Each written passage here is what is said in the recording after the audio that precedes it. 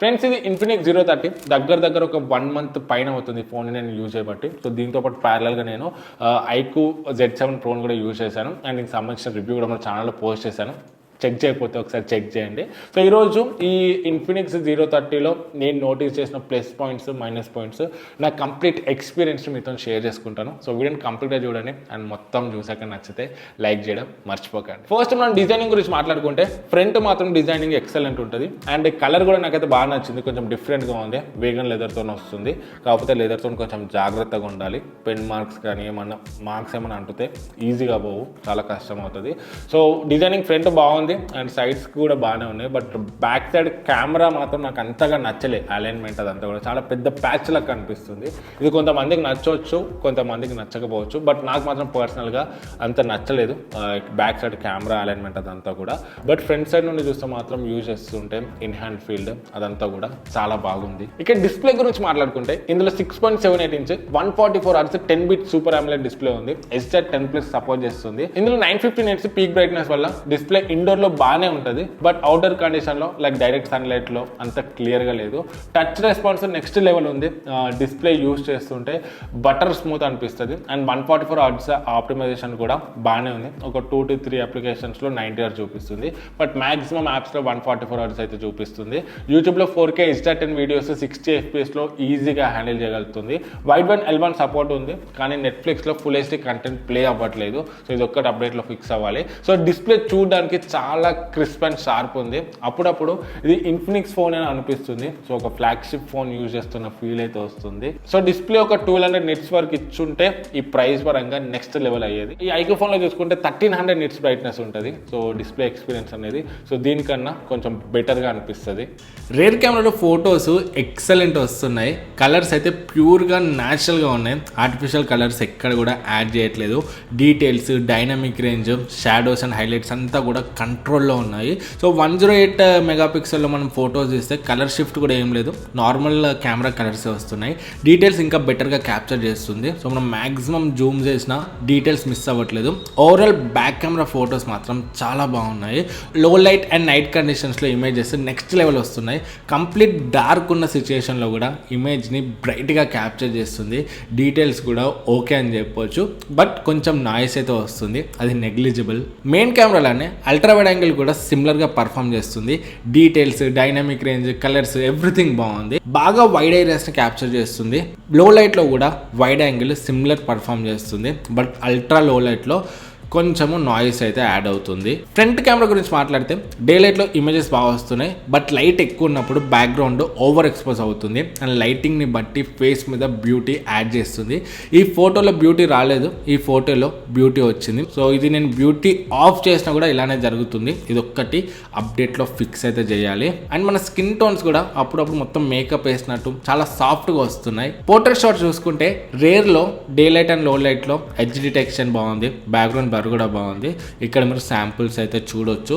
Front portraits బాగానే వస్తున్నాయి, కానీ లైట్ ఎక్కువ ఉన్నప్పుడు సేమ్ ఓవర్ ఎక్స్పోజ్ అవుతుంది అండ్ బ్యూటీని కూడా చాలా ఎక్కువ యాడ్ చేస్తుంది పోర్ట్రేట్స్లో నార్మల్ ఫ్రంట్తో కంపేర్ చేస్తే. ఫొటోస్ విషయంలో rear camera, ultra wide angle lens, front మూడు కూడా ఎక్సలెంట్ ఉన్నాయి. బట్ ఫ్రంట్లో బ్యూటీ ఒక్కటి తగ్గిస్తే బాగుండి అనిపించింది.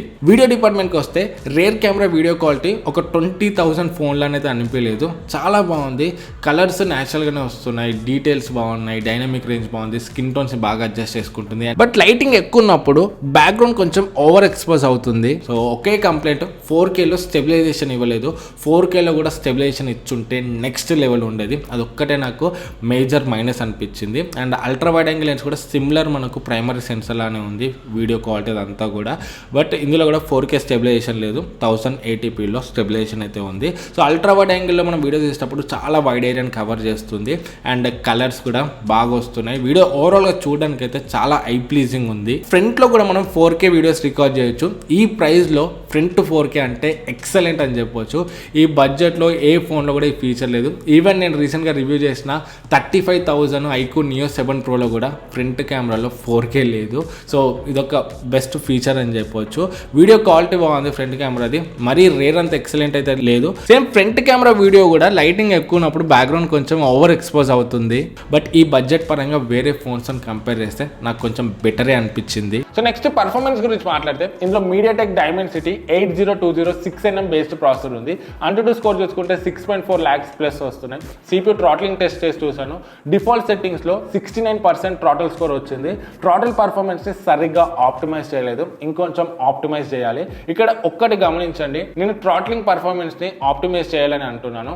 ఆప్టిమైజేషన్కి మ్యానిపులేషన్కి చాలా డిఫరెన్స్ ఉంది.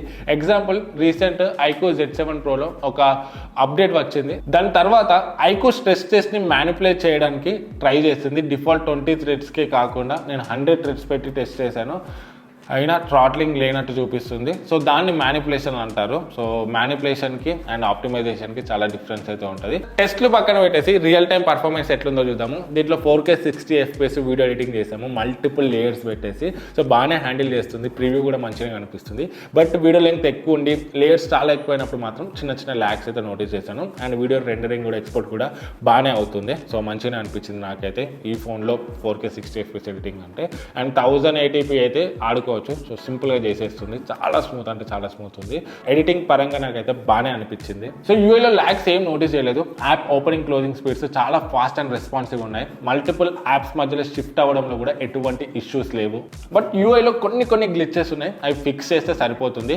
రియల్ లైఫ్లో పర్ఫార్మెన్స్ గురించి మాట్లాడితే this is the best Infinix phone అనిపించింది నాకు. నా దగ్గర 12GB ర్యామ్ 256GB వేరియంట్ ఉంది. బేస్ వేరియంట్ 8GB అండ్ 256 తో వస్తుంది. ఇందులో LPDDR4X RAM and UFS 3.1 storage టైప్ని యూజ్ చేశారు, విచ్ ఈస్ వెరీ గుడ్ అని చెప్పవచ్చు. ర్యామ్ మేనేజ్మెంట్ బాగుంది. సో నార్మల్ అప్లికేషన్స్ ర్యామ్లో ఉంచుకోగలుగుతుంది.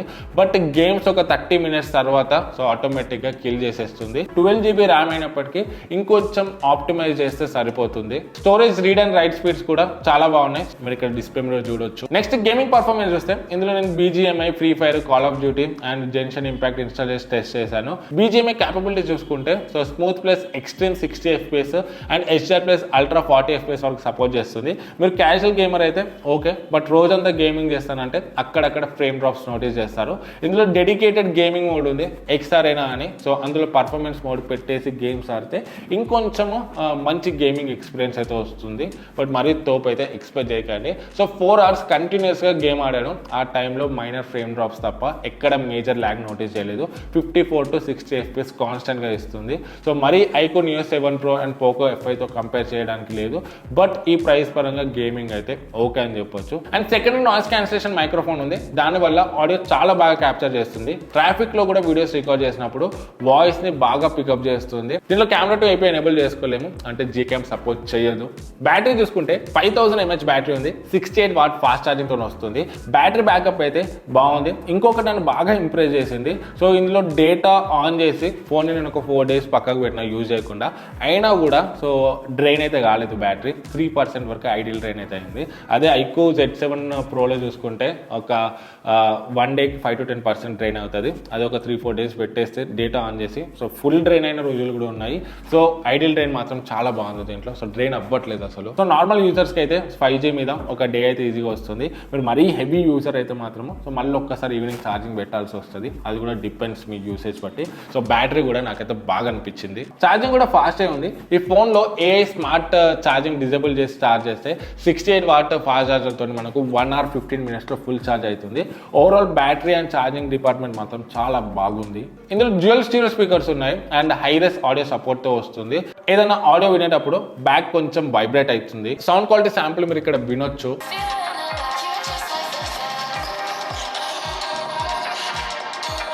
స్పీకర్స్ మాత్రం చాలా లౌడ్ అండ్ క్లియర్గా ఉన్నాయి. డాల్బీ అట్మాస్ ఇచ్చుంటే బాగుండి అనిపించింది, ఎందుకంటే ఈ ప్రైస్ రేంజ్ ఫోన్స్లో చాలా ఫోన్స్లో డాల్బీ అట్మాస్ సపోర్ట్ కూడా వస్తుంది, బట్ దీంట్లోనైతే లేదు. ఇయర్ పీస్ క్వాలిటీ కూడా చాలా క్లియర్ అండ్ లౌడ్ ఉంది. కాల్స్ మాట్లాడేటప్పుడు ట్రాఫిక్ లో కూడా చాలా బాగా అనిపిస్తుంది. 3.5 జాక్ లేదు, బట్ టైప్ సి తో ఆడియో క్వాలిటీ అయితే మంచిగానే ఉంది. Wifi 6E and dual band wifi కి సపోర్ట్ చేస్తుంది. స్పీడ్ అండ్ నెట్వర్క్ స్ట్రెంత్ కూడా బాగానే ఉంది. ఇక 5G ఓవర్ వ్యూ చూసుకుంటే ఇది 4G plus career aggregation and dual 5G కి సపోర్ట్ చేస్తుంది.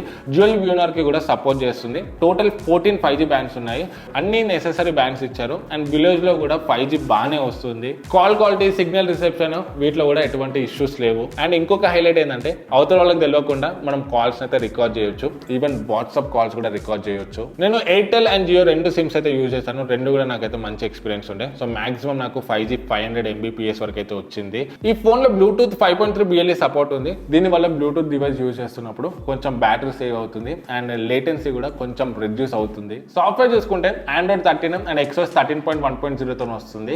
1 year Android update and 2 years security updates ఇస్తామని బ్రాండ్ క్లైమ్ చేస్తుంది. 1 year తర్వాత ఫోన్ కంఫర్టబిలిటీని బట్టి అప్డేట్స్ ఇవ్వాలా వద్దా అని డిసైడ్ అవుతుందంట. సో నార్మల్గా చూసుకుంటే ఇది ఒక మైనసే, బట్ వీళ్ళు చెప్పిన ప్రకారం ఏంటంటే మనం రీసెంట్ టైమ్స్లో ఐఫోన్స్ అండ్ OnePlus ఫోన్స్లో అప్డేట్స్ తర్వాత గ్రీన్ లైన్ ఇష్యూస్ ఇట్లాంటి ఇష్యూస్ చూసాం కదా. సో ఇట్లాంటివి రాకుండా ఉండడానికి మేము ఇట్లా చేస్తున్నాము అన్నట్టయితే చెప్తున్నారు. బట్ చూడాలి, సో ఫ్యూచర్లో వీళ్ళు ఏ విధంగా అప్డేట్స్ రోల్ అవుట్ చేస్తారు అనేది మనకు ఫ్యూచర్లో తెలుస్తుంది. బట్ యాజ్ ఆఫ్ నౌ అయితే నాకు ఓన్లీ ఒక్క అప్డేటే వచ్చింది. సో అప్డేట్లో కూడా చిన్న చిన్న ఫిక్సెస్ అయితే అయినాయి. బ్లోట్వేర్ యాప్స్ ఎక్కువగానైతే లేవు, కొన్ని ఇన్ఫినిక్స్ యాప్స్ అయితే ఉన్నాయి. సో వాటిని వద్దనుకుంటే డిజేబుల్ అయితే చేసుకోవచ్చు, అన్ఇన్స్టాల్ అయితే చేయడానికి రావట్లేదు. సో మీ పర్ఫార్మెన్స్ ఇంకొంచెం స్మూత్ అండ్ బెటర్ చేసుకోవడానికి కొన్ని స్టెప్స్ అయితే నేను కింద డిస్క్రిప్షన్లో వదిలేస్తాను. ఆ స్టెప్స్ని ఫాలో అయితే సో ఇంకొంచెం బెటర్ ఎక్స్పీరియన్స్ ఉంటుంది. ఓవరాల్ సాఫ్ట్వేర్ ఎక్స్పీరియన్స్ అయితే నన్ను చాలా బాగా ఇంప్రెస్ చేసింది. సో ఫుల్ ఆఫ్ ఫీచర్స్ అని వస్తుంది. ఈ ఫోన్లో ఉన్నన్ని ఫీచర్స్ మీకు వేరే కస్టమ్ యూఐలో దొరకవు. సో బారోమీటర్ సెన్సర్ తప్ప మిగతా ఇంపార్టెంట్ సెన్సర్స్ అన్ని ఇచ్చారు అండ్ NFC కూడా ఉంది. సో మీరు దీన్ని యూజ్ చేసి కార్డ్లెస్ పేమెంట్స్ అండ్ ఇంకా ఇంట్లో NFC home and office automation టూల్స్ని కూడా యూజ్ చేయొచ్చు. సో ఇది కూడా ఒక మంచి ఆప్షన్. సో NFC మనకి ఐక్యూ ఫోన్లో చూసుకుంటే ఇవ్వలేదు. ఇంకొకటి గూగుల్ అసిస్టెంట్తో పాటు వీళ్ళ ఓన్ 4X అసిస్టెంట్ అయితే ఉంది. సో దాన్ని కూడా మీరు యూజ్ చేయొచ్చు.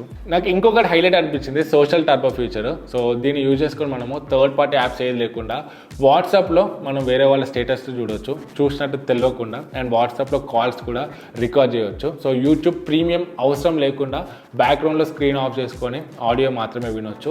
ఫ్లోటింగ్ విండోలో యూట్యూబ్ వీడియోస్ చూడొచ్చు. వాట్సాప్ కాల్లో వాయిస్ చేంజ్ చేయొచ్చు. వీడియో కాల్స్లో ఫిల్టర్స్ని యాడ్ చేయొచ్చు. ఇట్లా చెప్పుకుంటూ పోతే చాలా యూస్ఫుల్ ఫీచర్స్ అయితే ఉన్నాయి. సో ఎవరికైతే ఫుల్లీ ఫీచర్స్ ప్యాక్ ఫోన్ కావాలో వాళ్ళకి బెస్ట్ ఆప్షన్ అవుతుంది. ఫోన్లో మీకు optical in display finger print scanner ఉంది. సో ఫాస్ట్ అండ్ యాక్యురేట్ ఉంది. 9 out of 10 times ఫింగర్ని బాగానే రికగ్నైజ్ చేస్తుంది. హ్యాప్టిక్ చూసుకుంటే ఇందులో ఏం మోటార్ యూజ్ చేశారో సో వీళ్ళు ఎక్కడ కూడా మెన్షన్ చేయలేదు. బట్ హ్యాప్టిక్ ఎక్స్పీరియన్స్ ఈ ప్రైస్ సెగ్మెంట్ పరంగా చూసుకుంటే చాలా బాగుంది. But volume up and down చేసినప్పుడు కూడా ఏమైనా హ్యాప్టిక్స్ ఇచ్చుంటే ఇంకొంచెం బాగుండేది. ఈ ఫోన్ మనకు IP53 స్ప్లాష్ రెసిస్టెన్స్ తో వస్తుంది. IP67 అయినా ఇచ్చుంటే కొంచెం బెటర్ ఉంది అనిపించింది. సో ఫైనల్ గా ఈ ఫోన్ ఉండొచ్చా అంటే మనకి ఆఫర్స్ ని కలుపుకొని 22,000 అట్లా వస్తుంది. బట్ ఆఫర్స్ లేకపోతే 24,000 అయితే ఉంటుంది. సో ఈ ఫోన్ లో నాకు మేజర్ గా అనిపించిన మైనస్ ఏంటంటే ఒకటి కెమెరాలో కలర్స్ అనేవి కొంచెము ఓవర్ సాచురేట్ అవుతున్నాయి. సో కొంచెం డార్క్ అండ్ ఎక్కువ కనిపిస్తున్నాయి కలర్స్. సో అదొక్కటి వీళ్ళైతే ఇంప్రూవ్ చేసుకోవాలి. అండ్ నెట్ఫ్లిక్స్లో HDR కాంపటబిలిటీని అప్డేట్లో ఫిక్స్ ఎంత తొందరగా చేస్తే అంత బెటర్. సో అది కూడా ఒకటి నాకు మైనస్ అయితే అనిపించింది. బట్ రిమైనింగ్ ఈ ప్రైస్ పరంగానే అయితే నాకు అసలు ఇది ఇన్ఫినిక్స్ ఫోన్ అయినా అనిపించింది. అంత బాగుంది, డిస్ప్లే బాగుంది, బ్యాటరీ బాగుంది, కెమెరాస్ బాగున్నాయి, చాలా బాగున్నాయి. నాకైతే ఫోన్ అయితే ప్రైస్ పరంగా బాగానే అనిపించింది. బట్ మనకు ఇంకొంచెం ప్రైస్ ఆఫర్స్ అంతా కలుపుకొని 20,000 అట్లా వస్తే మాత్రం ఇంకా కిల్లర్ డీల్ అయితే అవుతుంది. సో ఈ ఫోన్ గురించి మీకు ఇంకా డౌట్స్ ఉంటే కింద కామెంట్స్లో అడగండి. ఇది రివ్యూ యూనిట్ అయితే కాదు, కొని చేస్తున్న రివ్యూ. సో వీడియో నచ్చితే లైక్ చేయండి. ఇట్లాంటి మరిన్ని వీడియోస్ కోసం మన ఛానల్ సబ్స్క్రైబ్ అవ్వడం మర్చిపోకండి.